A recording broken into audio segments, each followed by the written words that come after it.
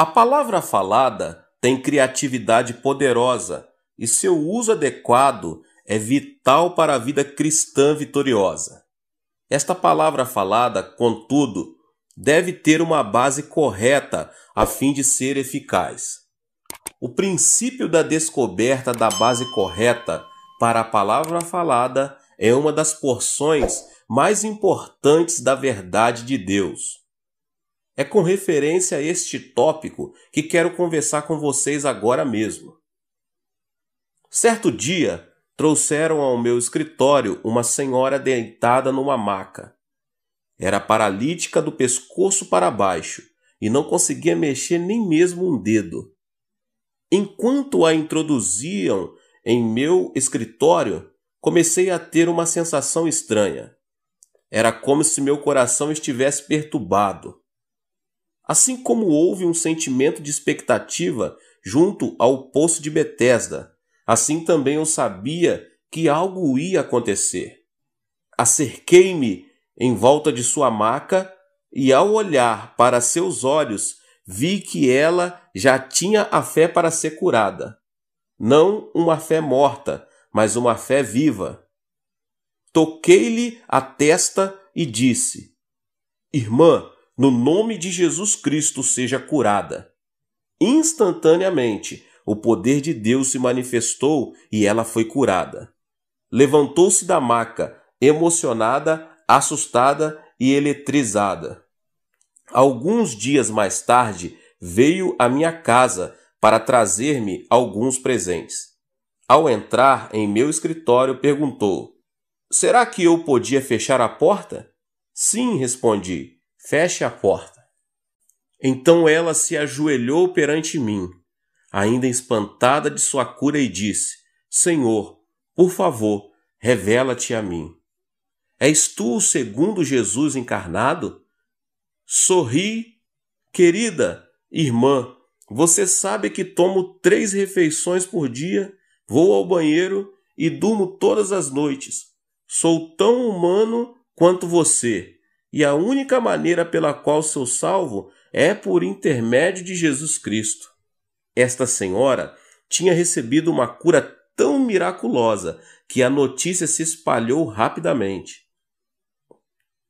Logo depois, uma senhora rica veio à minha igreja, também trazida em uma maca.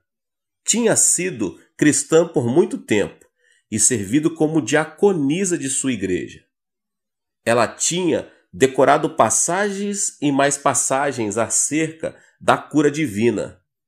"Eu sou o Senhor que te sara." Êxodo 15, 26. "Pelas suas pisaduras fomos sarados." Isaías 53, 5. "Ele mesmo tomou as nossas enfermidades e carregou com as nossas doenças." Mateus 8, 17. "E esses sinais hão de acompanhar aqueles que creem. Se impuser as mãos sobre os enfermos, eles ficarão curados." Marcos 16, 17, 18. De modo que orei por ela com todo o meu poder, mas nada aconteceu. Então gritei, repetindo as mesmas orações para a cura. Usei a palavra de Deus, até mesmo pulei, mas nada aconteceu. Disse-lhe que se levantasse pela fé. Muitas vezes ela se levantava, mas no instante que a soltava ela caía como um pedaço de madeira morta. Então eu dizia: "Tenha mais fé e levante-se." Ela se levantava de novo e de novo caía. Então me dizia que ela tinha toda a fé que há no mundo, mas sua fé não funcionava. Fiquei muito deprimido e logo ela começou a chorar. Ela dizia: "Pastor Chu, o Senhor tem preconceitos contra mim. O Senhor amava tanto a outra mulher que a curou, mas o Senhor realmente não me ama, de modo que ainda estou doente. O Senhor tem preconceitos." "Irmã", respondi, "eu fiz tudo. Você mesma viu. Orei, clamei, pulei e gritei. Fiz tudo que um pregador pentecostal pode fazer, mas nada aconteceu. E não posso compreender o motivo." Em minha igreja, este problema inquietante de uma pessoa ser curada enquanto outra permanece enferma não ficou limitado a esta ocasião.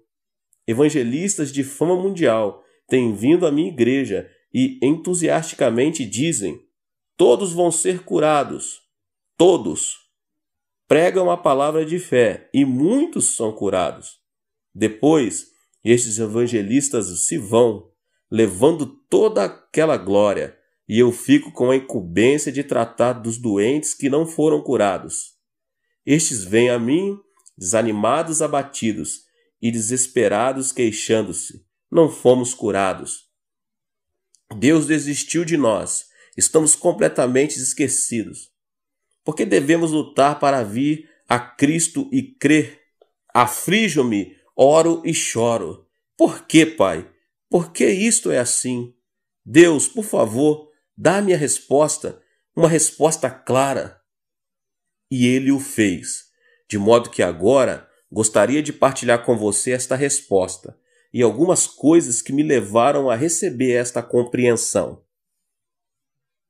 As pessoas pensam que podem crer na palavra de Deus, e podem, mas falham em fazer a diferença entre a palavra de Deus, que dá o conhecimento geral a respeito de Deus, e a palavra de Deus que ele usa para conceder fé acerca de circunstâncias e problemas específicos.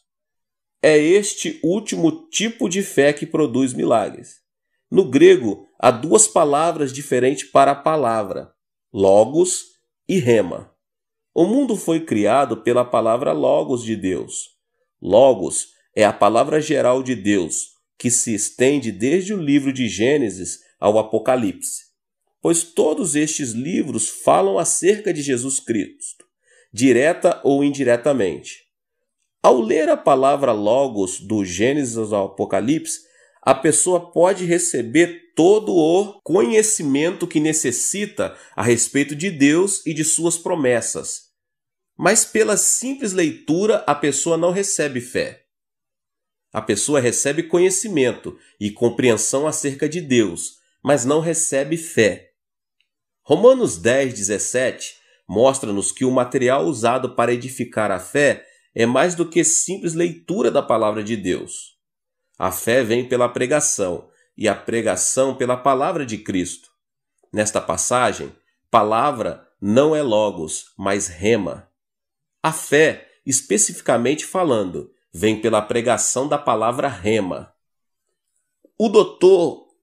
Ironside define em seu lexo grego a palavra logos, a palavra dita de Deus, e rema, a palavra dizente de Deus. Muitos eruditos definem a ação de rema como se o Espírito estivesse tomando alguns versículos da palavra de Deus e vivificando com eles uma determinada pessoa. Eis minha definição de rema.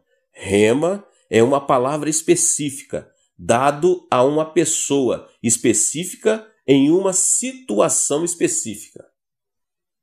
Certa vez, na Coreia, uma senhora provia grandes concentrações para a juventude na montanha de Sangar. Essa senhora tinha um grande ministério. Quando se punha de pé e pregava, as pessoas vinham à frente e caíam ao solo como se tivessem sido atingidas pelo raio, tocadas pelo poder do Espírito. Muitos eram os jovens que participavam das suas reuniões. Nesta ocasião, essa senhora realizava reuniões juvenis em Sangar, e milhares de jovens compareciam todas as noites.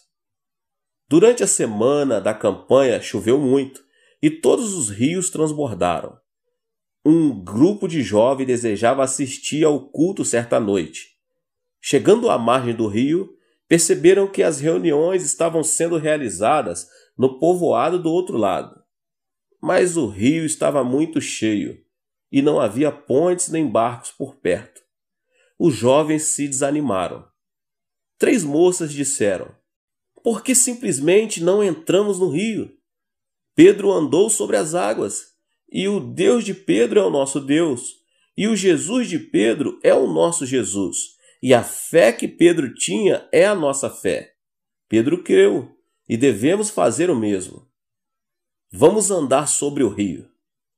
O rio estava muito cheio e a correnteza estava forte. As 3 moças se ajoelharam, deram-se as mãos e citaram a Escritura, mencionando Pedro caminhando sobre as águas.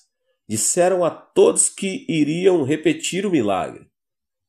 À vista de todos os demais jovens, entraram resolutamente nas águas. Afundaram-se imediatamente. 3 dias mais tarde, seus corpos foram encontrados flutuando no mar. Esse triste incidente teve repercussão em toda a Coreia. Os jornais não cristãos atacaram a fé. Traziam manchete como estas: o Deus dos cristãos não pode salvá-los. Ou, por que seu Deus não respondeu às orações da fé? Como resultado desta ocorrência, os incrédulos tiveram um dia de triunfo e a igreja cristã experimentou a derrota e o desapontamento geral. Muitos sentiam-se deprimidos e desalentados e não tinham como responder aos escárnios e acusações.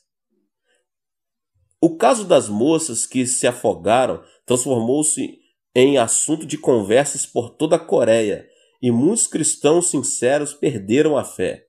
Diziam: essas moças creram exatamente como nossos ministros têm ensinado, exerceram sua fé. Dos púlpitos, nossos pastores constantemente instam que exercitemos com audácia a nossa fé na palavra de Deus. Essas moças fizeram justamente isso. Então por que Deus não respondeu? Deus Jeová não deve ser um Deus vivo. Esta não deve passar de uma religião formalística e nos envolvemos com ela. Que resposta daria você a essas pessoas que estavam dizendo essas coisas? Estas moças tinham crido, tinham exercitado a fé baseada na palavra de Deus. Mas Deus não tinha motivos para apoiar a sua fé. Pedro nunca andou sobre as águas por causa da palavra Logos, a qual provê informação geral acerca de Deus. Pedro pediu que Cristo lhe desse uma palavra específica. Disse ele: se és tu, Senhor, manda-me ir ter contigo por sobre as águas. Respondeu Jesus: vem. A palavra que Cristo deu a Pedro não era Logos, mas Rema. Deu-lhe uma palavra específica: vem. A uma pessoa específica, Pedro, numa situação específica, uma tempestade. Rema traz fé. A fé vem pela pregação, e a pregação de Rema. Pedro nunca andou por sobre as águas pelo conhecimento de Deus somente. Pedro tinha a Rema. Mas essas moças tinham somente Logos, conhecimento geral de Deus. O erro foi exercitarem sua fé humana em Logos. Deus, portanto, não tinha responsabilidade alguma de apoiar sua fé. E a diferença entre o modelo pelo qual estas moças exercitaram sua fé e a maneira de Pedro exercitar sua fé é tão grande como a noite do dia. 2 anos atrás, 2 estudantes do Instituto Bíblico falharam completamente em seu primeiro empreendimento ministerial. Os 2 haviam sido meus discípulos, haviam escutado minhas preleções e, como iam à minha igreja, tinham aprendido alguma coisa a respeito dos princípios da fé. Começaram seu ministério com o que parecia uma grande quantia de fé. Valiam-se de passagens bíblicas como esta: abre bem a tua boca e te encherei, Salmos 81:10.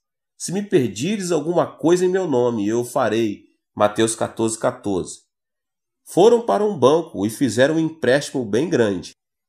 Então foram a um homem bem rico e pediram emprestado outra grande soma de dinheiro. Com esse dinheiro, compraram um terreno e construíram um lindo santuário, sem ter, contudo, uma congregação. Começaram a pregar, esperaram que as pessoas viessem, centenas de pessoas para a congregação.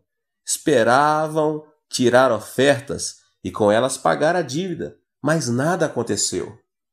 Um desses jovens tinha pedido emprestado cerca de $30.000, o outro cerca de $50.000. Logo chegaram os credores. Os jovens se viram muito apertados e chegaram ao ponto de quase perder a fé. Então os dois vieram a mim. Choraram. Pastor David Poyong Cho, porque o seu Deus é diferente do nosso. O Senhor começou com $2.500 e agora já completou um projeto de $5 milhões. Nós construímos uma igreja que nos custou $80.000. Por que Deus não nos responde? Cremos no mesmo Deus, temos a mesma fé. Por que Ele não nos responde? Então começaram a citar passagens bíblicas que contêm promessas, tanto no Antigo como no Novo Testamento, acrescentando: fizemos exatamente como o Senhor nos ensinou e fracassamos. Alegra-me que tenham fracassado depois de seguir as minhas palavras. Vocês são bons discípulos meus, mas não do Senhor Jesus Cristo. Vocês compreenderam mal algum dos meus ensinamentos. Comecei a obra de minha igreja dirigido por Rema, não por Logos. Deus falou claramente ao meu coração, dizendo: levanta-te, vai e edifica uma igreja para 10.000 pessoas. Deus colocou sua fé em meu coração e eu fui, e um milagre ocorreu. Mas vocês saíram simplesmente com Logos, conhecimento geral a respeito de Deus e de sua fé.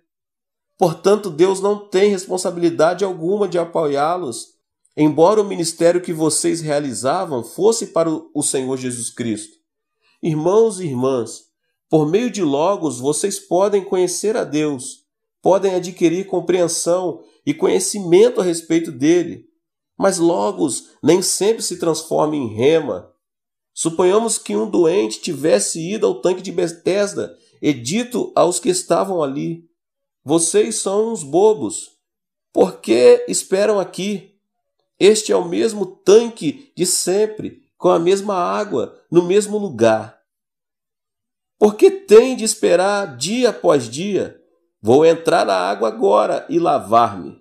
Em seguida, ele mergulha e toma um banho, mas ao sair da água, não fora curado. Pois somente depois que vinha o anjo de Deus e revolvia a água, as pessoas podiam entrar, lavar-se e serem curadas.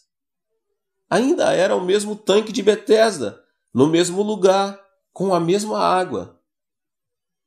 Só que quando a água era revolvida pelo anjo de Deus, é que ocorria o milagre. Rema procede de Logos. Logos é como o tanque de Betesda. Você pode ouvir a palavra de Deus e pode estudar a Bíblia, mas somente quando o Espírito Santo vem e aviva uma passagem ou passagens das Escrituras ao seu coração, queimando-as em sua alma e dando-lhes a conhecer como aplicá-las diretamente à sua situação específica, é que logo se transforma em Rema. Se você nunca tem tempo de esperar na presença do Senhor, então o Senhor nunca confirmará a palavra de que você tanto necessita em seu coração.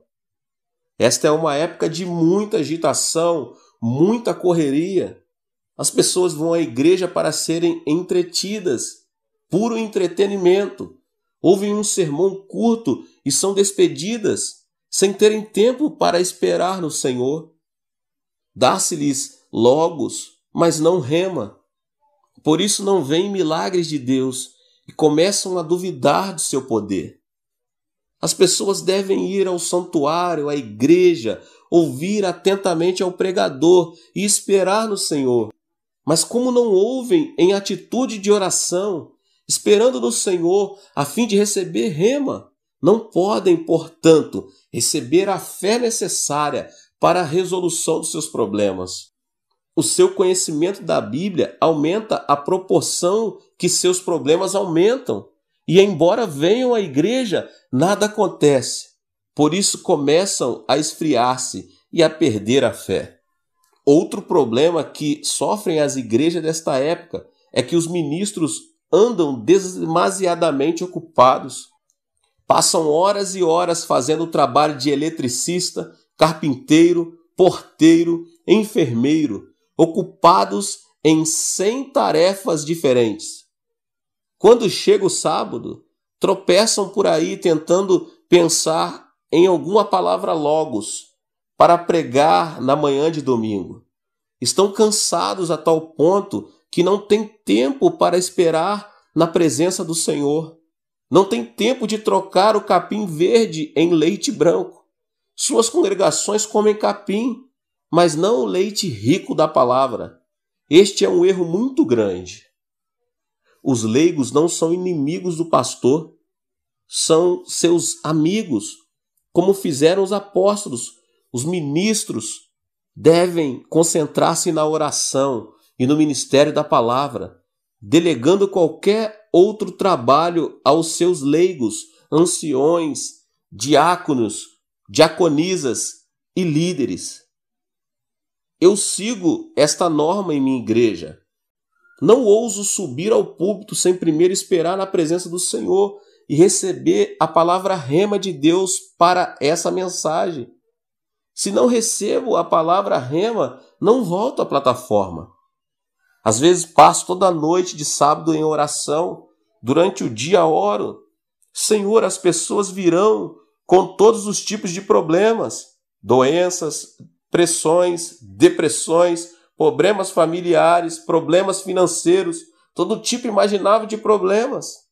Virão não somente para receber conhecimento geral a teu respeito, mas também para receber uma solução real a seus problemas. Se eu não lhes der fé viva, rema, então voltarão para suas casas sem terem solucionado nenhum dos seus problemas. Necessito de uma mensagem específica para pessoas específicas num tempo específico. Então espero até que o Senhor me dá a mensagem. Quando subo ao púlpito, vou marchando como um general, porque sei que a mensagem que vou pregar tem a unção do Espírito Santo. Isso acontece porque os ajudei a receber rema, a palavra rema. Irmãos e irmãs, não estamos edificando na igreja um clube de santos, listados, lidando com assuntos de vida e de morte. Se o pastor não der rema ao seu povo, então tudo o que lhe resta é um clube religioso superficial. Já temos no mundo clubes sociais como o Rotary e outros da mesma natureza, e seus membros também pagam um tipo de oferta, eles ajudam a instituição. As igrejas que nós edificamos devem ser um lugar onde as pessoas recebem soluções da parte de Deus, recebem e veem milagres em sua vida e podem conseguir não meramente um conhecimento intelectual de Deus, mas também um conhecimento experimental, real e vivo. Mas para que consigam esse objetivo, é preciso que primeiro o pastor receba a rema e a transmita. Deve-se dar tempo aos cristãos, aos que esperam na presença do Senhor, a fim de que o Espírito Santo tenha tempo de lidar com eles e inspirá-los por meio das Escrituras.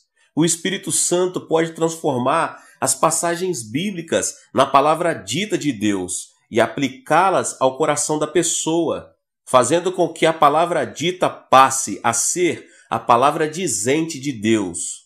Logos deve transformar-se em rema. Agora posso dizer porque muita gente não recebe a cura. Todas as promessas são potencialmente, mas não literalmente nossas. Nunca tome posse de uma promessa de Deus e simplesmente diga: esta é minha. Esta é minha. Sim, é sua em potencial, mas só chegará a ser sua na prática quando vocês, antes que o Senhor conceda uma mensagem a um indivíduo, ele tem de fazer várias coisas. Primeiro, o Senhor deseja limpar a sua vida e fazer com que esse indivíduo se entregue a ele. O Senhor nunca dá promessas de um modo qualquer. Quando o Senhor lidar com você, você deve tirar o tempo para permanecer perante Ele. Confesse seus pecados e entregue sua vida a Ele. Quando essas condições necessárias são produzidas, então vem o poder de Deus e seu coração assim como o tanque de Betesda é revolvido por algum texto em particular. Então você sabe que essa promessa é sua e recebe a fé para produzir o milagre necessário. A saúde corporal não é o objetivo último do Espírito Santo. É necessário que conhecemos bem claramente as prioridades do Espírito Santo. O alvo supremo é a santidade das nossas almas. Quando Deus lida com você, sempre o faz através da santidade da alma. Se sua alma não estiver reta diante de Deus, não importa quanta oração, quanto grito ou quanto pulo você dê, essas coisas não lhe trarão a palavra rema de que você necessita. É preciso esperar no Senhor. A cura divina depende da soberana vontade de Deus.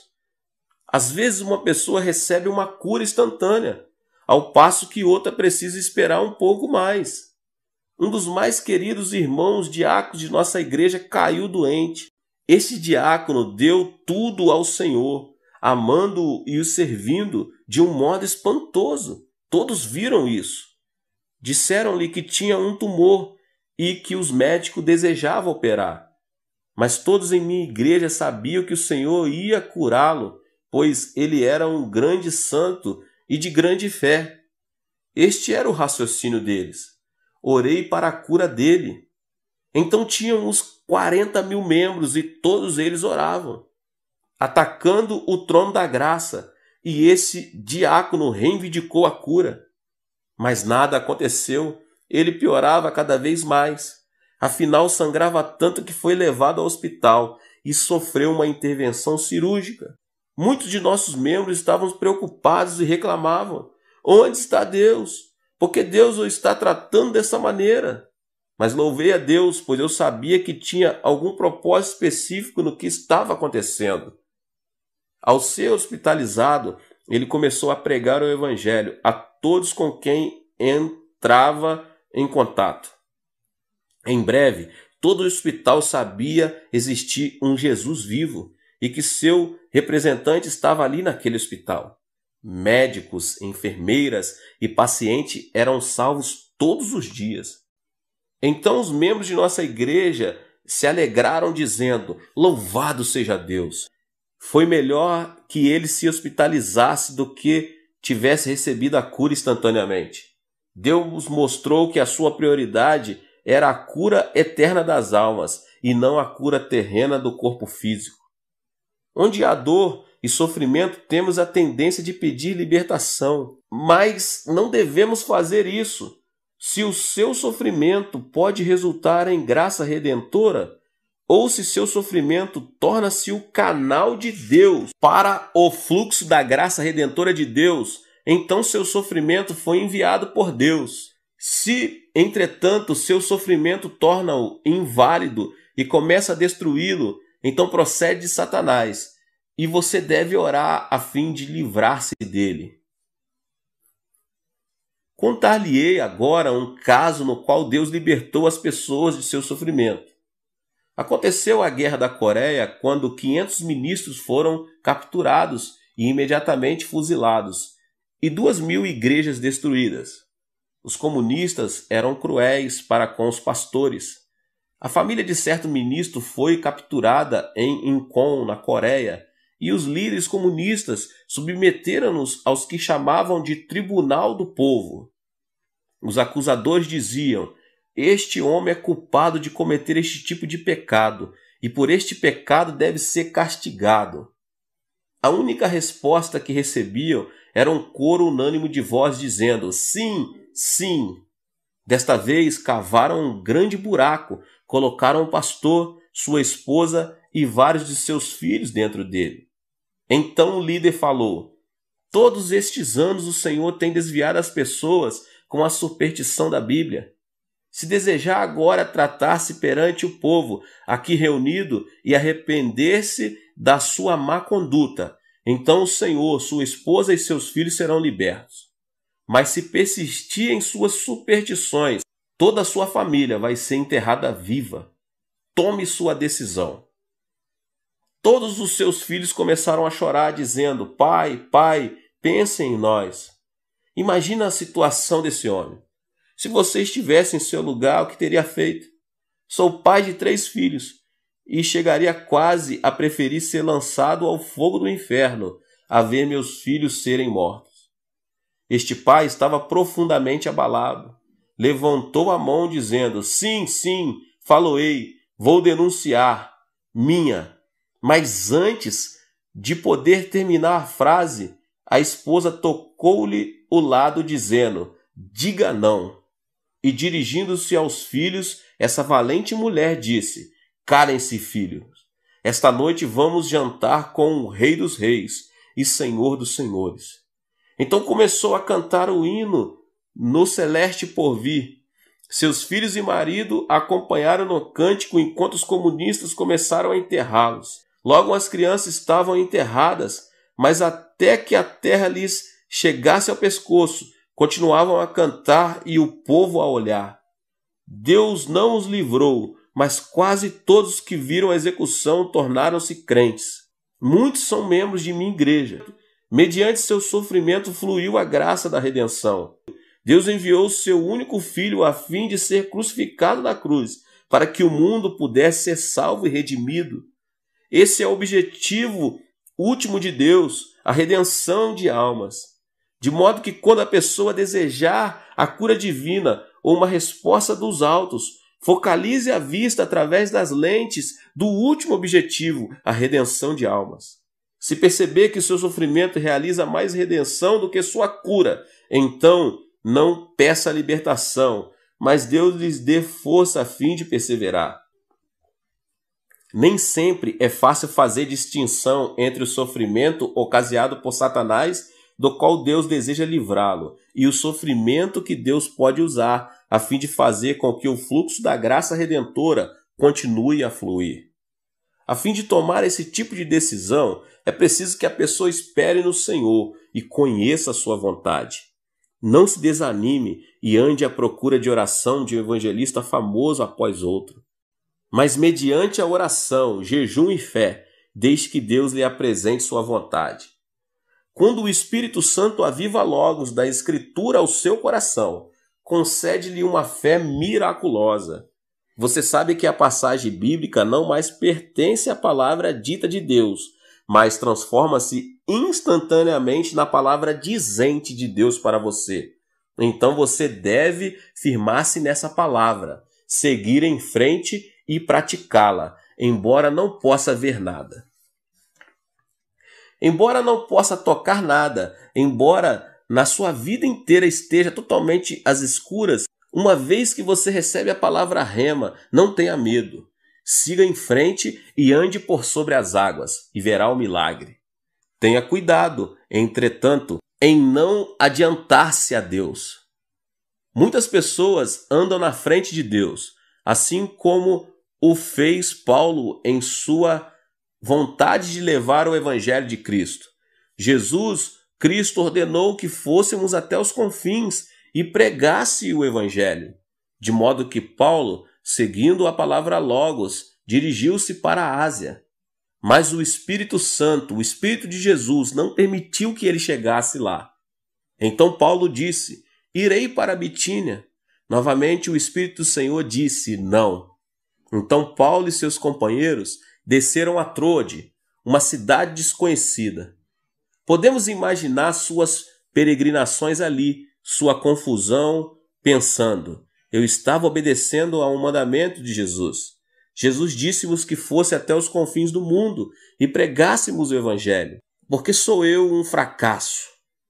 Enquanto orava e esperava no Senhor, recebeu a palavra rema e apareceu-lhe um homem da Macedônia em uma visão, dizendo: passa para a Macedônia e ajuda-nos. De modo que ele tomou um barco e foi para a Europa. Através do exemplo de Paulo, podemos novamente ver a diferença entre Logos.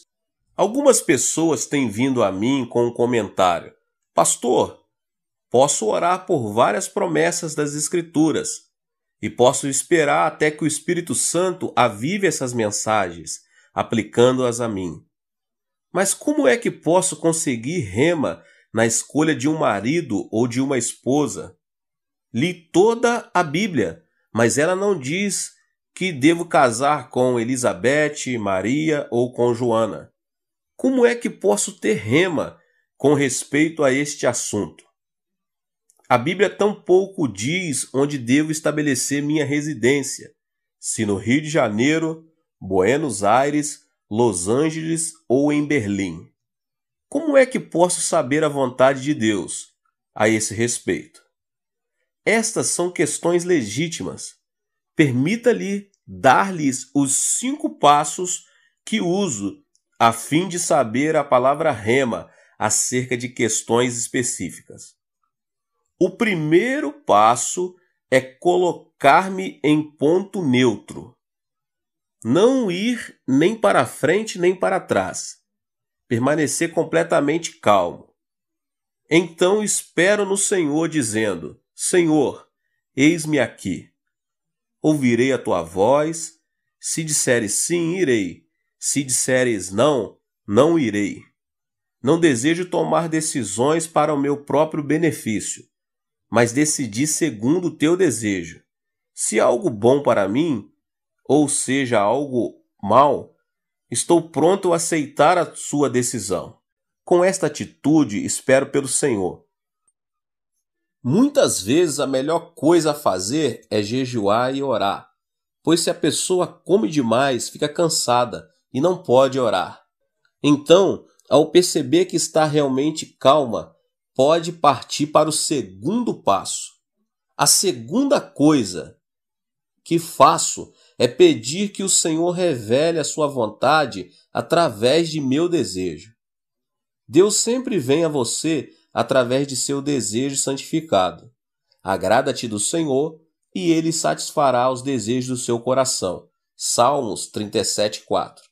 O anelo dos justos, Deus o cumpre. Provérbios 10:24. Por isso digo que tudo quanto em oração pedirdes, crede que recebereis, e será assim convosco. Marcos 11:24.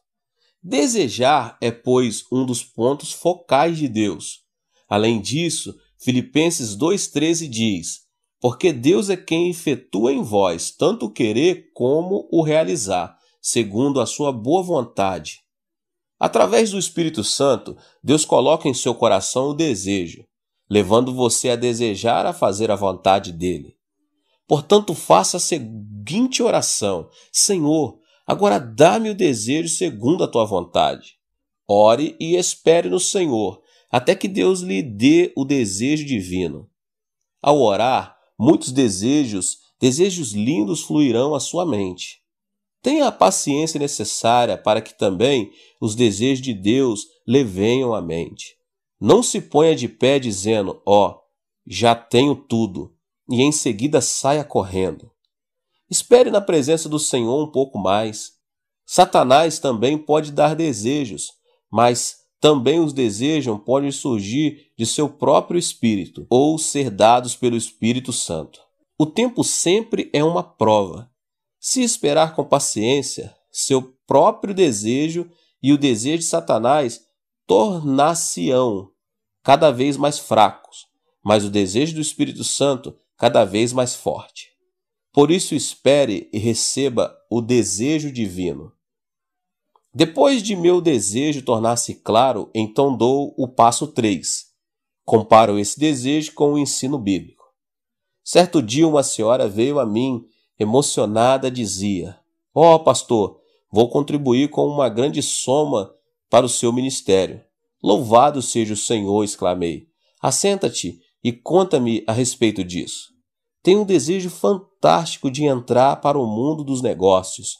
Fiquei sabendo de uma boa empresa e se entro nela vou ganhar muito dinheiro. Que tipo de negócio é? Tenho um desejo ardente de monopolizar o mercado de cigarros. Tabaco, o Senhor percebe. Esqueça-se disso, disse a ela. Mas tenho desejo, disse ela. Um desejo ardente, como o Senhor sempre pregou. Esse desejo procede de sua própria carne, respondi. Já examinou a Bíblia a fim de verificar se o que estará fazendo é certo? Não. Seu desejo deve ser aprovado pelas Escrituras. Instruía. A Bíblia diz que somos templos do Espírito Santo. 1 Coríntios 6:19. Se Deus desejasse que seu povo fumasse, ele teria feito nosso nariz de maneira diferente. Chaminés devem dar para cima e não para baixo. Pense no nariz, aponta para baixo e não para cima. O propósito de Deus não era que fumássemos, porque nossa chaminé aponta para baixo. A habitação do Espírito Santo é seu corpo. Se o poluir com fumaça, então estará poluindo o templo do Espírito Santo. Seu desejo está fora da vontade de Deus.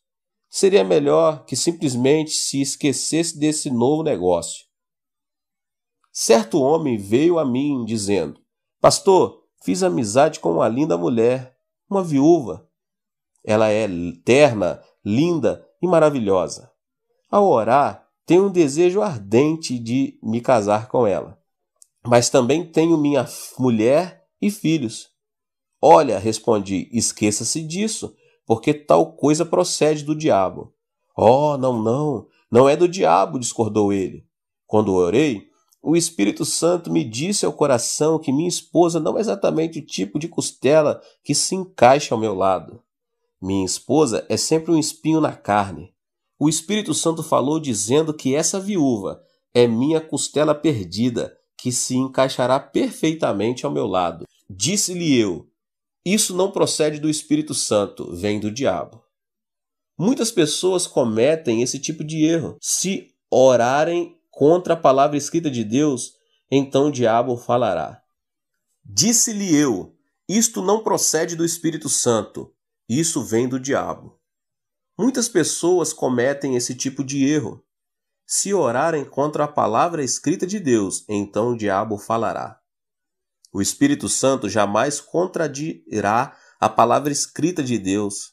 Esse homem não me deu ouvidos, divorciou-se de sua mulher e casou-se com a viúva. Agora é o mais infeliz de todos os homens. Descobriu que sua segunda costela era ainda pior do que a primeira. Todos os nossos desejos devem, portanto, serem examinados à luz das Escrituras. Se você não possuir a autoconfiança de fazer isso, então vá ao seu ministro ou pastor. Depois de examinar o desejo à luz da palavra, dos ensinamentos de Deus, então eu estou pronto para o quarto passo: pedir um sinal de Deus, tirado de minhas circunstâncias. Se Deus verdadeiramente falou ao coração, então poderá dar-lhe um sinal no mundo exterior. Quando Elias orou 7 vezes pedindo chuva, recebeu um sinal do céu.